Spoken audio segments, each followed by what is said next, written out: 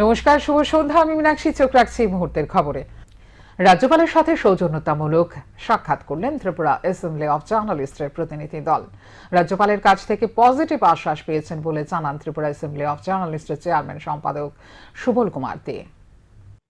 Tripura assembly of জার্নালিস্টের একটি প্রতিনিধি দল শনিবার রাজভবনে গিয়ে রাজ্যপাল ইন্দ্রসেনা রেড্ডি নালটুর সাথে সৌজন্যতামূলক সাক্ষাৎ করেন।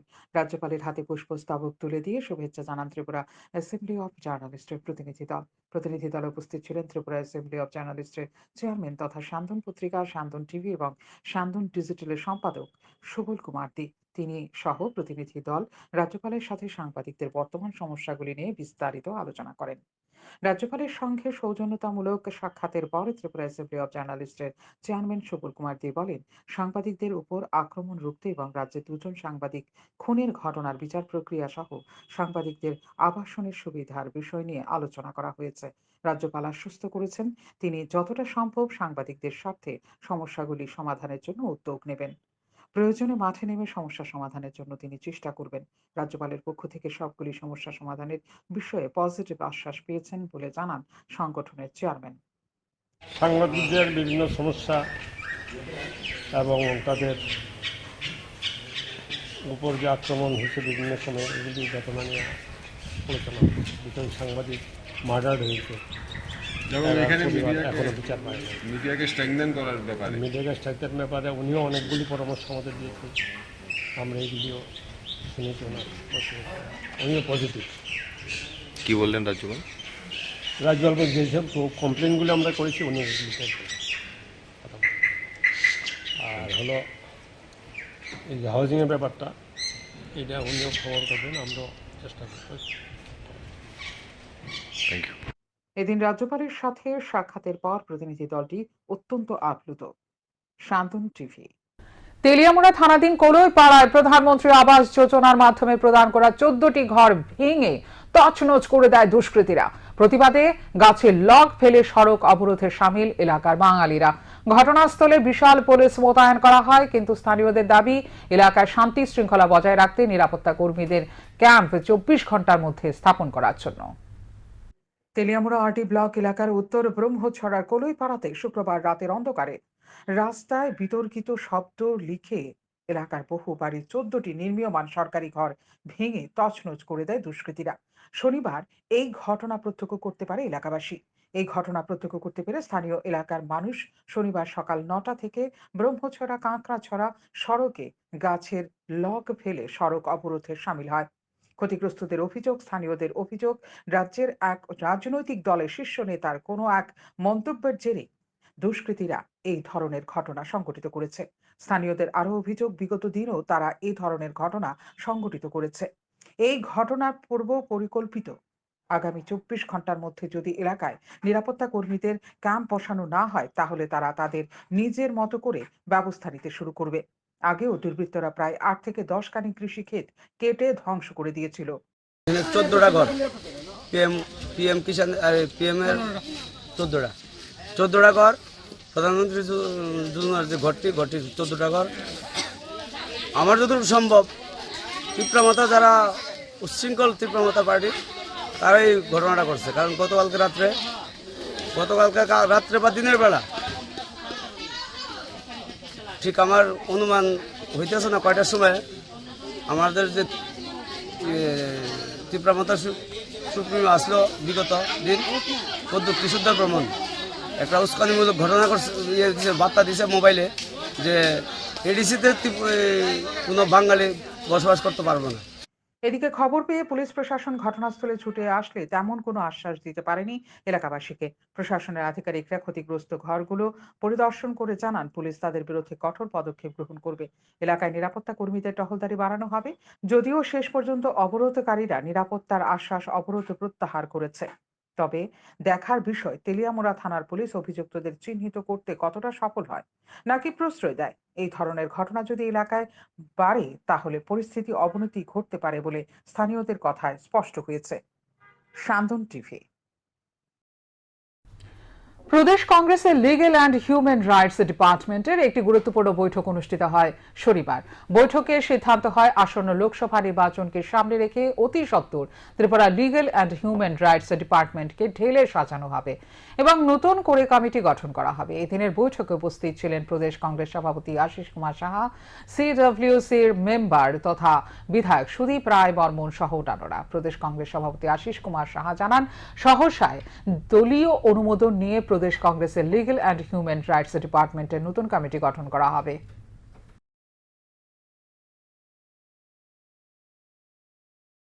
লিগ্যাল অ্যান্ড হিউম্যান রাইটস ডিপার্টমেন্টে আজকে আমাদের পূর্ব নির্ধারিত সিদ্ধান্ত অনুযায়ী মান্থলি মিটিং, এবং এই মিটিংয়ে আমাদের লিগ্যাল অ্যান্ড হিউম্যান রাইটস ডিপার্টমেন্টের পুনর্গঠন সহ আগামী দিন বার ইলেকশনের যে নির্বাচন, এই নির্বাচনে আমাদের দলের প্রস্তুতি, এই বিষয় সম্পর্কিত সিদ্ধান্ত গৃহীত হবে।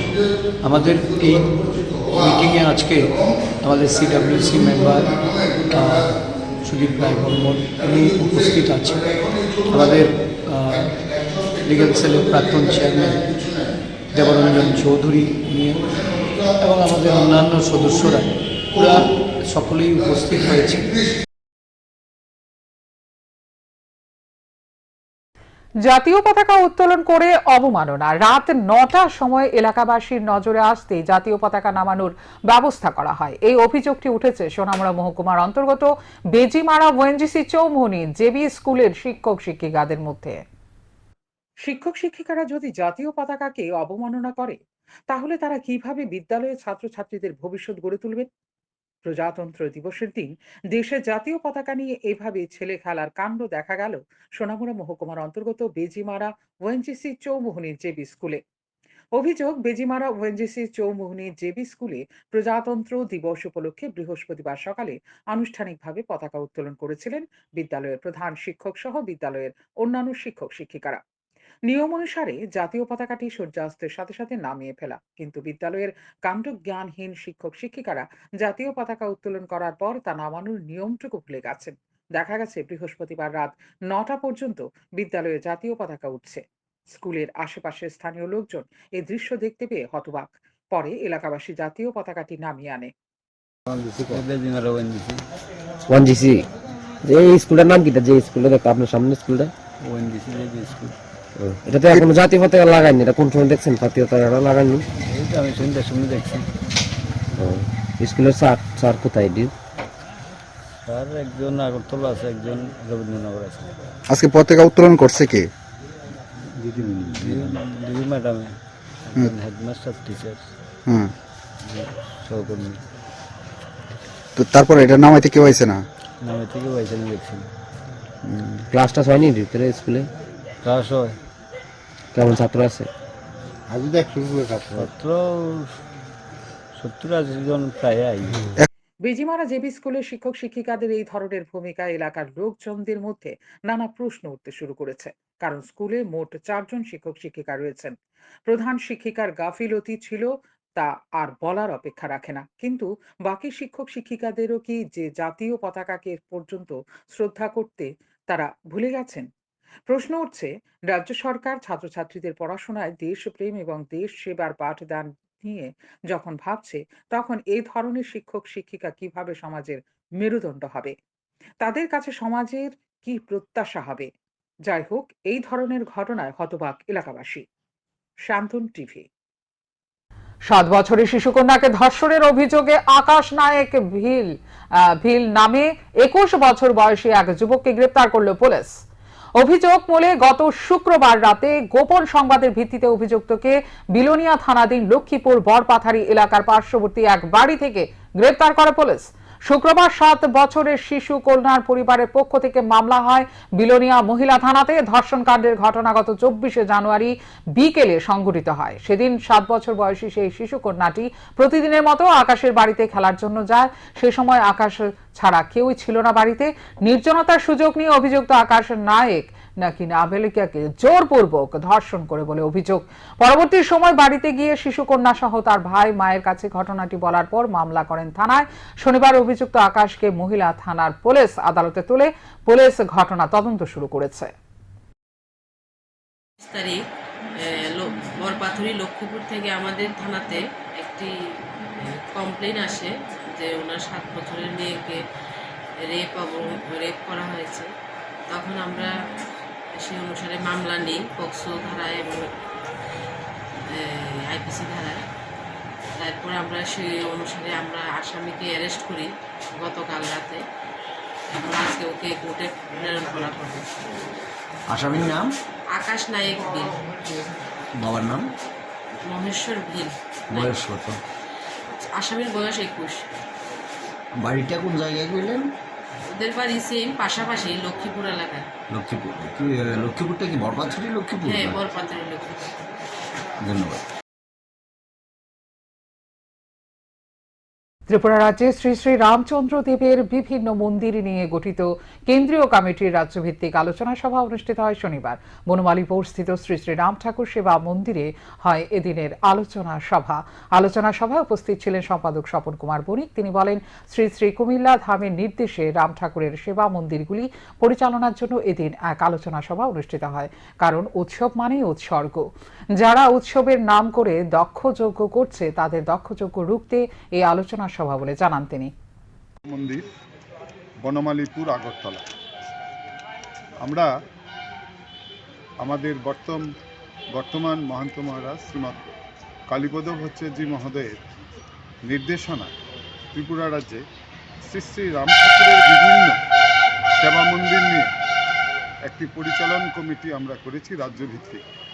সেই পরিচালন কমিটির আজকে যে প্রধান কার্যালয় শ্রী শ্রী রাম ঠাকুর সেবা মন্দির, সেখানে হচ্ছে এই কেন্দ্রীয় কমিটির প্রথম মিটিং। এই প্রথম সভায় আমরা শ্রী শ্রী কৈবল্যনাথ শ্রী গুরু রামচন্দ্রদেবের যে নির্দেশনামা, ওনাকে সেই নির্দেশনামাকে মান্যতা দিয়ে মঠ মন্দিরগুলি পরিচালনার ক্ষেত্রে যে নির্দেশ বর্তমান কৈবল্যধাম পাহাড়তলি চিটাগাং থেকে এসছে, সেটাকে সুন্দরভাবে পরিবেশন এবং সেবা পূজা করার জন্য মূলত আমাদের এই বার্তা পৌঁছানোর জন্যই হচ্ছে গিয়ে আজকের এই সভার মূল উদ্দেশ্য। আয়রনযুক্ত জল নিয়ে দুর্ভোগ গ্রামবাসীর। অভিযোগটি উঠেছে গোলাঘাটি বিধানসভার অন্তর্গত কাঞ্চনমালা এলাকার 1 নম্বর ওয়ার্ড এলাকায়। সরকারের জল জীবন মিশন প্রকল্পের মাধ্যমে সংশ্লিষ্ট দপ্তর প্রতি ঘরে বিশুদ্ধ পানীয় জল পৌঁছে দেওয়ার উদ্যোগ নিয়েছে, কিন্তু কোনো কোনো বাড়িতে বিশুদ্ধ পানীয় জলের পরিবর্তে মিলছে আয়রনযুক্ত জল। এই অভিযোগটি গোলাঘাটি বিধানসভার অন্তর্গত কাঞ্চনমালা এলাকার 1 নম্বর ওয়ার্ডের। এলাকায় বেশ কয়েক বছর আগে একটি জলের পাম্প মেশিন বসানো হয়েছিল। এর মধ্যে গত কয়েক মাস আগে ওই পাম্প মেশিনে সরকারের উদ্যোগে বিশুদ্ধ পরিশ্রুত পানীয় জলের জন্য ফিল্টার বসানো হয় এবং ইতিমধ্যে ফিল্টার চালুও করা হয়। দেখা গেছে এক পাশে যাচ্ছে বিশুদ্ধ পরিশ্রুত জল, অন্য পাশে যাচ্ছে আয়রনযুক্ত একেবারে লাল জল, যার ফলে এক পাশের লোকজন এই আয়রনযুক্ত জল পান করা তো দূরের কথা, অন্যান্য কাজেও ব্যবহার করতে পারছেন না। স্থানীয়রা জানান, প্রায় সময় এইভাবে আয়রনযুক্ত জল আসছে, যার ফলে এই জল তারা কোনো কাজেই লাগাতে পারছেন না। তারা জানান, দীর্ঘদিন ধরে জলের পাইপের ভেতরে আয়রন জমে আছে। তাদের অভিযোগ, সংশ্লিষ্ট দপ্তরের পক্ষ থেকে পাইপের ভেতর আয়রন পরিষ্কার করছে না, আর যার ফলে এইভাবে আয়রনযুক্ত লাল জল আসছে। এটা লালাইতেছে, এটা তো ফিল্টার দিছে, ঠিক আছে, ফিল্টার চালু আছে, কিন্তু এটা পাইপটা আছে না, এটা অনেক দিনের, তো এই পাইপটা পরিষ্কার করে না, তো এই আটকে আটকে প্রায় সময় তো লাল জলাইয়ে। আপনারা এই জল খাইতে পারেন না? না না, খাইতে পারে, পাইপটা পরিষ্কার হয় না, তো পরিষ্কার করে না। তো আচ্ছা, কত পরিবার আছে না আপনার এইদিকে? অনেকটি পরিবার আছে। আচ্ছা আচ্ছা, কত বছর হইছে মেশিনটা যে কিনা বসে? অনেক বছর হইছে এটাতে বইছে। কোন জায়গাতে বইছে মেশিনটা? এটা ওই তো 1 নম্বর ওয়ার্ডে সামনে বইছে। এটা ধরে না, পাইপ টাইপটি পরিষ্কার করে দিলে জলটা একটু পরিষ্কার করে আইব, ফিল্টার তো চালু হয়ে আছে, তাহলে আমরা একটু খাইতাম টাইতাম ভারী ভালো জলটা পাই। অনেক প্রায় সময় তো লাল জলাইয়ে, পাইপ দিয়ে পরিষ্কার টরিষ্কার হয় না। আচ্ছা, এই এলাকাটার নাম কি? এটার নাম কাঞ্চনমালা। খুব শীঘ্রই যেন জলের পাইপের ভেতরে পরিষ্কার করে বিশুদ্ধ পরিশ্রুত পানীয় জল দেওয়ার ব্যবস্থা করা হয়। শান্তন টিভি। মারধর করে রক্তাক্ত শরীরে লবণ ও মরিচ ছিটিয়ে দেওয়ার ঘটনায় ধর্মনগর থানার পুলিশের হাতে গ্রেপ্তার হলো মোট 4 জন। ঘটনার বিবরণে জানা যায়, গত 18 জানুয়ারি বিবিআই মাঠের ধারে সাগর শুক্লবৈদ্য নামে এক যুবককে প্রথমে মারধর করে, তারপর তার রক্তাক্ত শরীরে লবণ মরিচ দিয়ে দেওয়ার পৈশাচিক ঘটনার অভিযুক্তদের জালে তুলেছে পুলিশ। ধর্মনগর থানার পুলিশ মোট 12 জনকে অভিযুক্ত করে তদন্তর নামে ভারতীয় দণ্ডবিধি 341, 342, 325, 326, 506, 34 ধারায় 18 জানুয়ারি ধর্মনগর থানায় 5/2024 নম্বর মামলা রেজিস্টার করা হয়েছিল। 12 জন অভিযুক্তের মধ্যে ইতিমধ্যে পুলিশ 4 জনকে জালে তুলতে সক্ষম হয়েছে। যাদের জালে তুলেছে তারা হলো তন্ময় দেবনাথ, বাড়ি শিববাড়ি, সুমিত দেবনাথ, বাড়ি শিববাড়ি, কৌশিক দত্ত, বাড়ি দক্ষিণ নয়াপাড়া এবং বৃহস্পতিবার রাতে হাফলং থেকে আটক করে গোবিল ভট্টাচার্যকে, তার বাড়ি নয়াপাড়া। পুলিশ সুপার ভানুপদ চক্রবর্তী জানান, যারা পলাতক রয়েছে তাদেরও জালে তোলার জন্য পুলিশ চেষ্টা চালিয়ে যাচ্ছে। এই ধরনের ঘটনা যাতে পুনরায় কেউ করার সাহস না পায় তার জন্য পুলিশ আইনের পদক্ষেপ গ্রহণ করেছে।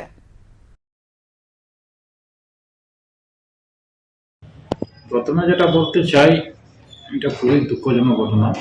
এটা রাজ্যের এবং দেশের বিভিন্ন সোশ্যাল মিডিয়াতে নিউজ পেপারে এটা নিউজ হয়েছে। তো আমরাও ধর্মনগর থানার পুলিশ এটা প্রম্পটলি কেস রেজিস্ট্রেশন হয়েছে এবং যারা অ্যাকচুয়াল কালপ্রিট, এই ঘটনার সঙ্গে যারা যুক্ত ছিল তাদেরকে অ্যারেস্ট করার জন্য এভিডেন্সের উপর ভিত্তি করে যথাযথ পদক্ষেপ নেওয়া হয়েছে এবং যারা মূল অভিযুক্ত অ্যাজ পার ইনভেস্টিগেশন তাদের মধ্যে 4 জনকে এখন অ্যারেস্ট করা হয়েছে। বাকি যারা আছে তারা যেখানেই থাকুক তাদেরকেও অ্যারেস্ট করা হবে।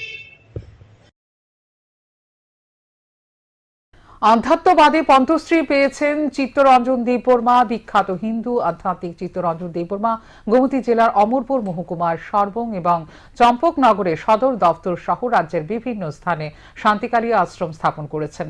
এগুলি তিনি পরিচালনা করছেন। শান্তিকালী নামটি বিখ্যাত হিন্দু জনজাতি সাধক শান্তিকুমার ত্রিপুরার নাম থেকে নেওয়া হয়েছে, যিনি 1999 সালে নিষিদ্ধ NLFT জঙ্গিদের গুলিতে নিহত হয়েছিলেন। চিত্ত মহারাজ হিন্দু ধর্মের বার্তা প্রচারে এবং আদিবাসীদের ধর্মীয় বিশ্বাস ও সংস্কৃতি সংরক্ষণে গুরুত্বপূর্ণ ভূমিকা পালন করছেন। তিনি গত 22 জানুয়ারি অযোধ্যায় শ্রীরাম জন্মভূমিতে শ্রীরাম লাল্লার প্রাণ প্রতিষ্ঠায় ত্রিপুরা শান্তিকালী আশ্রমের বিশিষ্ট সন্ত সম্মানিত শ্রী চিত্ত মহারাজ এবং শ্রী গয়ামণি ব্রহ্মচারী মহাশয় উপস্থিত ছিলেন। তৎসঙ্গে চিত্ত মহারাজও ছিলেন। শ্রীরামের দুয়ারে সত্যি আমার মনে লাগছে যে এই কলি পূর্ণ হয়ে গেছে, এখন ত্রেতা যুগ চলছে। কেননা ভগবান শ্রীরাম 14 বছর বনবাস করার পরে অযোধ্যা নগরে যে সময় ফিরেছিলেন দশরথ রাজার রাজবাড়িতে, সমস্ত অযোধ্যা নগরকে ফুল দিয়ে সাজানো হয়েছিল। এবার গিয়ে দেখুন অযোধ্যা নগর লগ্ন থেকে 350 কিলোমিটার, কাশী বিশ্বনাথ ধাম, অযোধ্যা নগর, ভারতবর্ষের শহরের কোনো ফুল খুলছে না। বাইরে জগৎ থেকে ফুল এনে রাম মন্দির এমন ভাবে সাজিয়েছে, সত্যিকারে অযোধ্যা নগরে ভগবান শ্রীরাম বাস করছে। আগরতলা প্রেস ক্লাবের উদ্যোগে শনিবার স্পোর্টস সাব কমিটির ব্যবস্থাপনায় সাংবাদিকদের মধ্যে ব্যাডমিন্টন টুর্নামেন্ট অনুষ্ঠিত হয়। NSRCCর ব্যাডমিন্টন কোর্টে এদিন খেলা হয়। প্রতিযোগিতায় উপস্থিত ছিলেন স্পোর্টস সাব কমিটির কনভেনার অভিষেক দে, আগরতলা প্রেস ক্লাবের সম্পাদক রমাকান্ত দে, স্পোর্টস সাব কমিটির চেয়ারম্যান অলোক ঘোষ প্রমুখ। স্পোর্টস সাব কমিটির কনভেনার অভিষেক দে জানান, বিভিন্ন ক্রীড়া প্রতিযোগিতার আয়োজন করে আগরতলা প্রেস ক্লাব। সম্প্রতি ক্রিকেট ম্যাচের হয়, পাশাপাশি ফুটবল খেলার আয়োজন করা হয়েছে। আগামী দিনে এই ধরনের আরো ইনডোর ও আউটডোর কর্মসূচি রয়েছে বলে জানান তিনি। রয়েছে আগরতলা স্পোর্টস সাব কমিটির সদস্য বরিষ্ঠ ক্রীড়া সাংবাদিক সুপ্রভাত দেবনাথ মহোদয় এবং পাশাপাশি যারা আজকের প্রতিযোগিতায় অংশ নিয়েছেন আগরতলা প্রেস ক্লাবের সদস্য সকলকে আমি শুভেচ্ছা এবং অভিনন্দন জানাচ্ছি।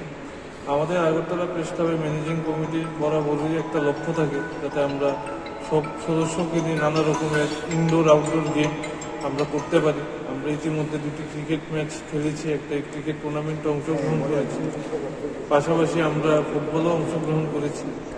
এবার গত বছর আমরা ইনডোর আউটডোর গেম অনেকগুলো অর্গানাইজ করেছি, কিন্তু এবার first outdoor apart from cricket badminton দিয়ে আমরা শুরু করেছি। এরপর নানা আউটডোর অ্যাক্টিভিটি আমাদের রয়েছে এবং ইনডোর অ্যাক্টিভিটিও রয়েছে, যেটা আগামী দিন আমাদের স্পোর্টস সাব কমিটির যিনি চেয়ারম্যান রয়েছেন উনি বিস্তারিতভাবে এটা বলবেন। ধন্যবাদ।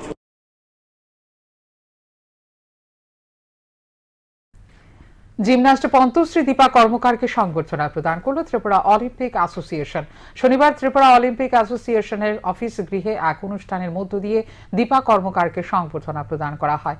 উপস্থিত ছিলেন জিমন্যাস্ট পন্তশ্রী দীপা কর্মকার, দ্রোণাচার্য কোচ বিশ্বেশ্বর নন্দী, বিশিষ্ট ক্রীড়া সংগঠক সুজিত রায়, কমল দে সহ অন্যান্যরা। বিশিষ্ট ক্রীড়া সংগঠক সুজিত রায় জানান, সম্প্রতি জাতীয় জিমন্যাস্টিক প্রতিযোগিতার স্বর্ণপদক লাভ করেছে দীপা কর্মকার। পাশাপাশি সে ভারতীয় দলে পুনরায় নির্বাচিত হয়েছে। তার জন্য এদিন দীপা কর্মকারকে সংবর্ধনা প্রদান করা হয়েছে। আজ ত্রিপুরা অলিম্পিক অ্যাসোসিয়েশনের পক্ষ থেকে অলিম্পিক ভবন প্রাঙ্গণে এশিয়ার গর্ব ত্রিপুরার সোনার মেয়ে পদ্মশ্রী ডক্টর দীপা কর্মকার মহোদয়কে আমরা ত্রিপুরা অলিম্পিক অ্যাসোসিয়েশন থেকে সম্বর্ধনা দিয়েছি। দীপা কর্মকার কয়েকদিন আগে জাতীয় জিমন্যাস্টিক চ্যাম্পিয়নশিপে ব্যাপক সাফল্য পেয়েছে, আবার গোল্ড মেডেল পেয়েছে এবং উনি ভারতীয় দলে পুনরায় নির্বাচিত হয়েছে। আমরা ত্রিপুরা অলিম্পিক অ্যাসোসিয়েশন আজকে ওনাকে সম্বোধিত করতে পেরেছি। পাশাপাশি আমাদের অলিম্পিক অ্যাসোসিয়েশনের যিনি সভাপতি। এখনকার মতো এই মুহূর্তের সংবাদ এই পর্যন্ত। অন্যান্য আপডেটস দেখার জন্য অবশ্যই নজর রাখতে হবে সান্দন টিভির পর্দায়। সান্দন টিভি, দায়বদ্ধতায় যার ঐতিহ্য।